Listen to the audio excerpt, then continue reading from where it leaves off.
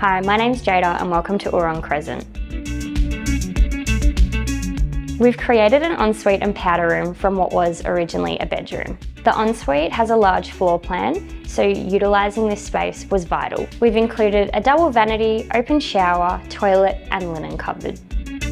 We've opted for an Australian gum leaf tile, and rather than creating contrast with the grout colour, we decided to blend this in. We've used a sage grout colour to best match with the tile.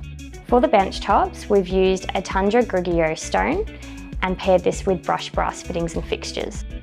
For consistency, we've carried through the same colour palette throughout the powder room. The main feature piece in this space is definitely the green pedestal basin. We've paired this with a stunning fluted glass wall light.